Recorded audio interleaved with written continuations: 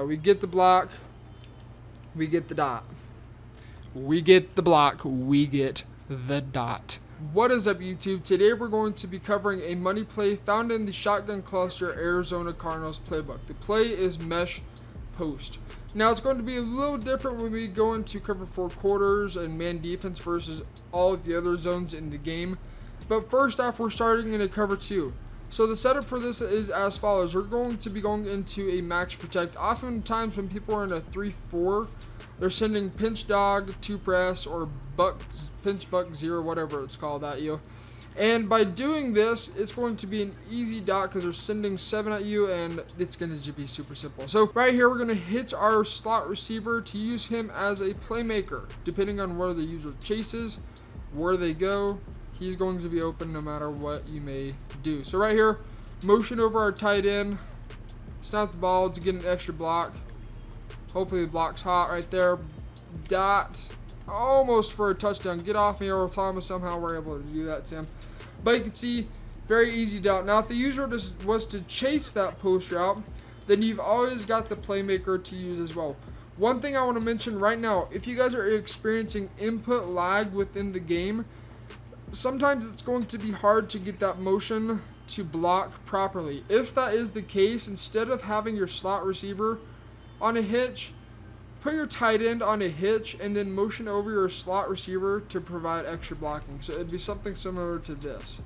Motion him over and block.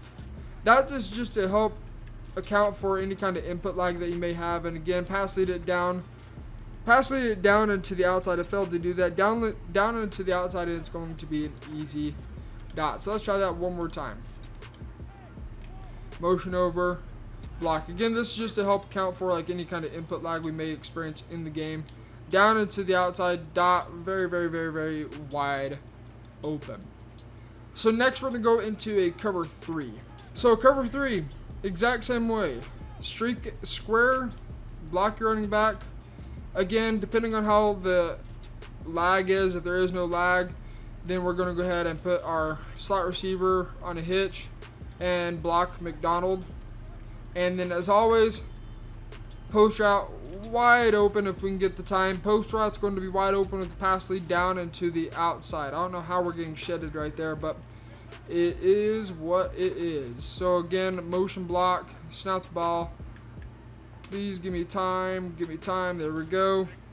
Dot, dot, dot. So, that's cover 2. That's cover 3.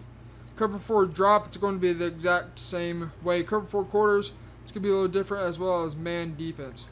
Cover 4 quarters in particular. So let's get into cover 4 drop show 2. So in the cover 4 drop show 2, the setup is as follows. It is literally the exact same for any kind of zone coverage except for quarters that they put out against you.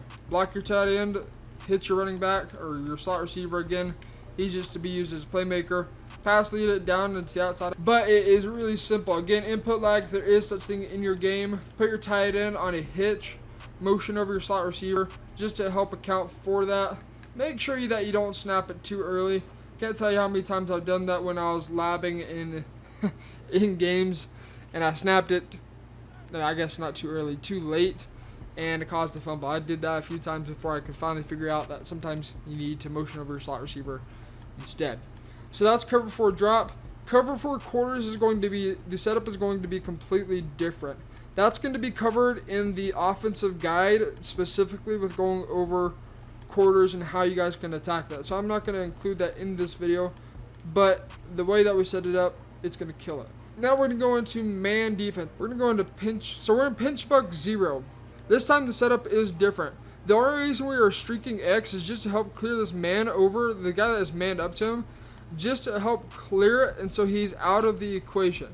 Next, what we want to do is drag our tight end and then hitch our slot receiver. Now, the hitch is pretty much a snap throw. As soon as you snap the ball, that's who you're looking for a low point pass for a really short gain of about 3 to 4, sometimes 5 yards, depending on how well the man defense plays. Now, if they're sending the house, you got to be really careful. If they're sending 7 at you, you're going to have to go into a full max protect. So let's just assume they're sending 7 at us. They're not. They're only sending 6. But if they were to be sending 7 at us, we would actually want to drag Moncrief. We would want to have a faster receiver. There's a receiver on the Steelers that has 96 speed. Be a perfect example for this. But let's say they're sending 7. They're not, but they are. So we block the blitz right there. We got the dot. We got the post route open early as well. But you see we're easily able to block that. That was actually a really good simulation of how it actually worked. So again, let's try that one more time. I like that. So motion them over, block. They send 7 at you. You can see we pick it up very, very easily. And in turn, we've got the post route wide open. Now, here's a key with this post route. If you wait too long on the post route, it in turn is going to get pretty well bagged by a top tier corner. You have to throw a little bit earlier than what you anticipate. Again, squares just to help clear that man up and really just allow that post route to get open a little bit earlier. Again, we're going to block the 7-man blitz. Right there, you can see that corner plays it really good. Sometimes he plays it better, other times he plays it really trashy, so results may vary in practice mode. But you can see we're blocking the blitz. This is how everybody's sending it, and we're able to dot it up. Now, it may just be our receivers getting tired. I don't think fatigue's a thing in practice mode. I think it's just practice mode being practice mode. But very easy to beat. There's also another setup in my ebook that is just going to cook.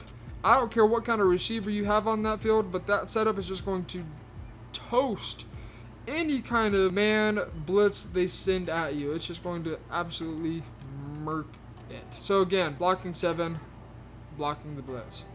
Pass lead it to the outside again.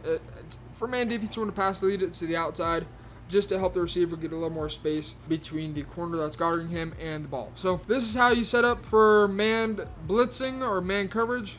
Motion block, you can see right there. That time the blocking was just horrendous. The defensive tackle just completely got ignored. That may happen every once in a while. It's just that's how the game is sometimes. But really effective way to block it. You can see we're blocking it pretty much every single time. But right now, the game is just, I think the game is telling us it's time to wrap up this, this video. You guys can see though, 9 times out of 10, we're easily able to block this blitz. Of course, sometimes the game's just going to be wild to you, and it's just going to say, not today. And I think that's just one of those moments right now. There we go. We get the block. We get the dot. We get the block. We get the dot. So that's going to take care of this video. If you guys are new to the channel, be sure you hit that subscribe button. Turn on those notifications. Also, check out myshman.com for this full offense. And until next time, get in the lab. This has been T-Meister. See ya.